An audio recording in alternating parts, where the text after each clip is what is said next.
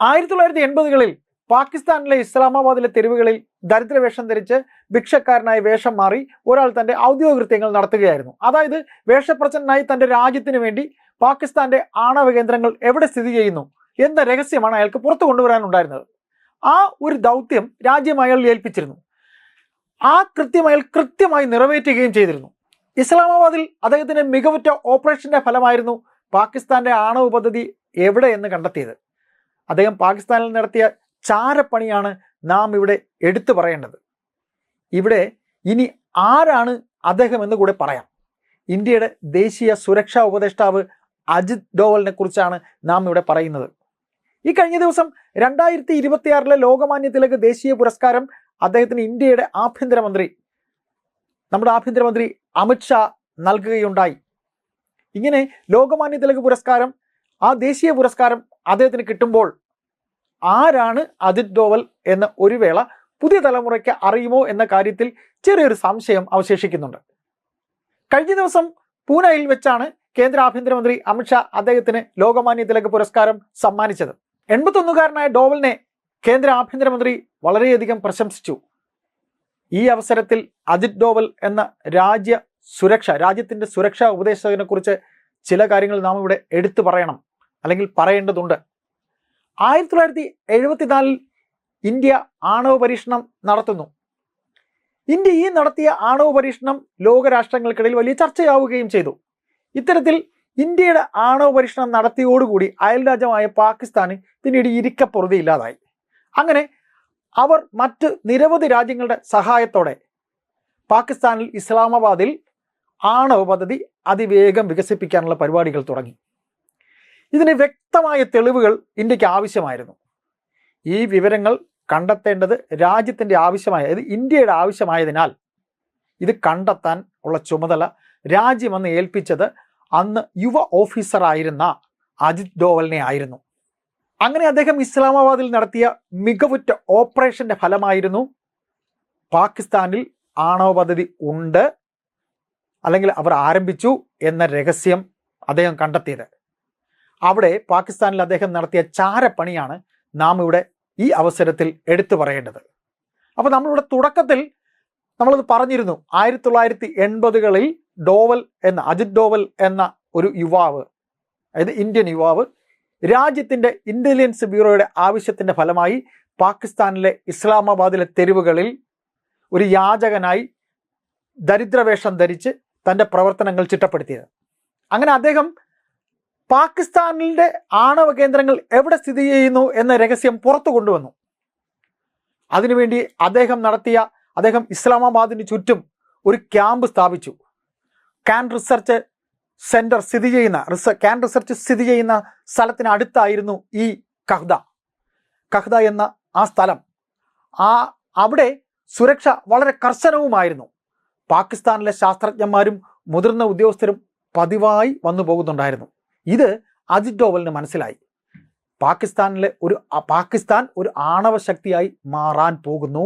പാകിസ്ഥാൻ മറ്റ് രാജ്യങ്ങളെ അറിയിക്കുന്നു, ഞങ്ങളിതാ ഒരു ആണവ ശക്തിയായി മാറാൻ പോവുകയാണ്, അവർ ശ്രമിക്കുകയാണ്. ആ രഹസ്യം അവിടെ മറഞ്ഞിരിക്കുന്നുണ്ടായിരുന്നു. അത് കണ്ടുപിടിക്കേണ്ടതായിരുന്നു അജിത് ഡോവലിന്റെ ലക്ഷ്യവും. പാകിസ്ഥാനിലെ ശാസ്ത്രജ്ഞന്മാരും മുതിർന്ന ഉദ്യോഗസ്ഥരും പതിവായി അവിടേക്ക് പോകുന്നുണ്ടായിരുന്നു. ഇത് അജിത് ഡോവലിന് മനസ്സിലായി. അദ്ദേഹം മനസ്സിലാക്കി പാകിസ്ഥാൻ ഒരു ആണവ ശക്തിയായി മാറാൻ, പാകിസ്ഥാൻ എന്ന രാജ്യത്തെ മറ്റു രാജ്യങ്ങൾക്കിടയിൽ താങ്കൾ ഒരു ആണവ ശക്തി ആണ്, അങ്ങനെ അവരാകാൻ പോകുന്നു, അവരത് മാറ്റാൻ ശ്രമിക്കുന്നു എന്ന രഹസ്യം ഈ പറയുന്ന രീതിയിൽ അവിടെ മറഞ്ഞിരിക്കുകയായിരുന്നു. അത് കണ്ടുപിടിക്കേണ്ടത് അജിത് ഡോവലിന്റെ ലക്ഷ്യമായിരുന്നു. ഇത്തരത്തിൽ മാസങ്ങളോളം ഉദ്യോഗസ്ഥരുടെ ശ്രദ്ധയിൽപ്പെടാതെ ഒഴിഞ്ഞുമാറി അവിടെ തന്നെ പൊടി നിറഞ്ഞ ആ തെരുവുകളിൽ ഒരു ദരിദ്രനായി അദ്ദേഹം പലരുമായി ഇടപഴകുകയും അങ്ങനെ ഒരു പ്രത്യേക കോഡ് ചെയ്ത ഭാഷയിൽ പലതും അദ്ദേഹം നിരീക്ഷിച്ചു. ചില പ്രധാന കുറിപ്പുകൾ കുറിച്ചെടുത്തു. പിന്നീട് അവിടുത്തെ എല്ലാ ദിനങ്ങളും അവിടുത്തെ ശീലങ്ങളും അദ്ദേഹത്തിൻ്റെ ജോലിയുടെ ഭാഗമായി, ഇന്ത്യയുടെ ഇന്റലിജൻസ് വിഭാഗത്തിൻ്റെ ഭാഗമായി. ഇങ്ങനെ അദ്ദേഹം ശാസ്ത്രജ്ഞർ പതിവായി സന്ദർശിക്കുന്ന ആ ലാബിനടുത്തുള്ള ഒരു ബാർബർ ഷോപ്പിൽ നിന്നാണ് അദ്ദേഹത്തിന് ശരിക്കുള്ള തെളിവ് കിട്ടുന്നത്. ഈ ശാസ്ത്രജ്ഞന്മാരും മറ്റു ഉദ്യോഗസ്ഥരും മുടി മുറിക്കുന്ന ബാർബർ ഷോപ്പിൽ അവർ തങ്ങളുടെ മുടി മുറിക്കുന്ന അവസരത്തിൽ വെട്ടിമാറ്റപ്പെട്ട അവരുടെ മുടിയിഴകൾ അതീവ രഹസ്യമായി, അതായത് മുടി വെട്ടുന്ന വേളയിൽ അവരിൽ നിന്ന് വീഴുന്ന മുടിയിഴകൾ ആണ് അദ്ദേഹം ശേഖരിച്ചത്. അങ്ങനെ ആ ശേഖരിച്ച മുടിയിഴകൾ സാമ്പിളുകളായി ഇന്ത്യയിലെ പരിശോധനയ്ക്ക് അദ്ദേഹം അയച്ചു. ഈ പരിശോധനകളിൽ മുടിയിൽ യുറേനിയൻ വികിരണങ്ങളുടെ അംശങ്ങൾ കിട്ടി. അങ്ങനെ അദ്ദേഹം അയച്ചു കൊടുത്ത സാമ്പിളുകളിലൂടെ ഇന്ത്യയിൽ അത് കണ്ടെത്തപ്പെട്ടു. ഇന്ത്യയുടെ ലാബുകൾ അത് കണ്ടെത്തപ്പെട്ടു. അണുവായുധങ്ങൾ പാകിസ്ഥാൻ വികസിപ്പിക്കുന്നുണ്ട് എന്ന വലിയ രഹസ്യം. ഇന്ത്യയുടെ ദേശീയ സുരക്ഷാ തന്ത്രത്തിന് ഈ വിവരങ്ങൾ നിർണായകമായിരുന്നു. ഇസ്ലാമാബാദിലെ ഒരു സലൂണിൽ നിന്ന് മുടി ശേഖരിക്കുക എന്നത് ഒരു ലളിതമായ ജോലിയായി തോന്നാം, പക്ഷേ അതൊരു പ്രധാനപ്പെട്ട ദൗത്യമായിരുന്നു. അപകടത്തിന്റെ നിഴലിൽ ജീവിച്ചുകൊണ്ട് 6 വർഷത്തോളമാണ് അജിത് ഡോവൽ ഇങ്ങനെ പ്രവർത്തിച്ചത്. അതുകൊണ്ട് തന്നെ അജിത് ഡോവൽ എന്ന ചെറുപ്പക്കാരനെ ഇന്ത്യക്ക് ഒരിക്കലും മറക്കാനാവില്ല. അദ്ദേഹത്തിന്റെ പ്രവർത്തനങ്ങളെ നമുക്കൊരിക്കലും വിസ്മരിക്കാനാവില്ല. 2014 നരേന്ദ്രമോദി പ്രധാനമന്ത്രിയായി ചുമതലയേറ്റപ്പോൾ അദ്ദേഹം നടത്തിയ ഏറ്റവും ആദ്യത്തെ നിയമനം അജിത് ഡോവലിൻ്റെതായിരുന്നു.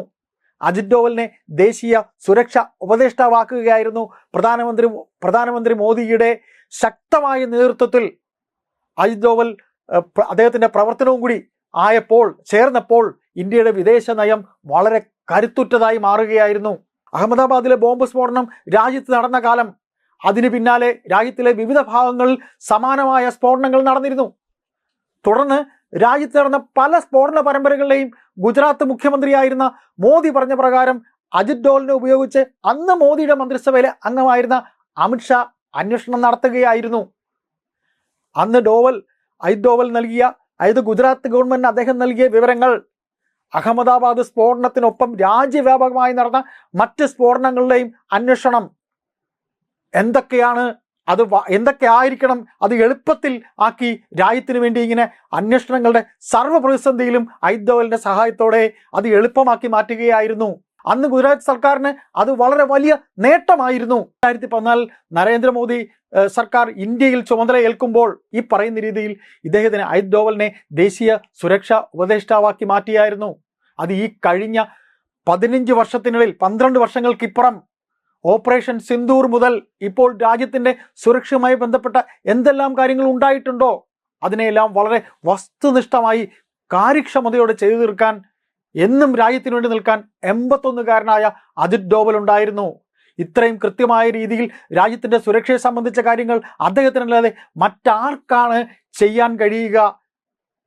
നരേന്ദ്രമോദി എന്ന ഇന്ത്യൻ പ്രധാനമന്ത്രിയും അദ്ദേഹത്തിന്റെ മന്ത്രിസഭയിൽ അമിത്ഷാ തുടങ്ങിയ മുതിർന്ന നേതാക്കൾക്കും നൽകുന്ന വിശ്വാസ്യത കാത്തു സൂക്ഷിക്കാൻ 2014 മുതൽ ഈ കാലയളവ് വരെ ഇപ്പോൾ വരെ അജിത് ഡോവലിനാകുന്നുണ്ട്. അപ്പോൾ നാം തുടക്കത്തിൽ പറഞ്ഞ കാര്യത്തിലേക്ക് നമുക്കൊന്ന് തിരികെ പോകാം. 1974 ഇന്ത്യ നടത്തിയ ആണവ പരീക്ഷണത്തിന് തിരിച്ചെന്തെങ്കിലും കാട്ടാനായി എന്നുണ്ടെങ്കിൽ അത് തങ്ങൾക്ക് സ്വന്തമായി തിരിച്ചെന്തെങ്കിലും കാട്ടാനായി തങ്ങൾക്കൊരു ആണവ നിലയം വേണമെന്ന പാകിസ്ഥാന്റെ തീരുമാനം,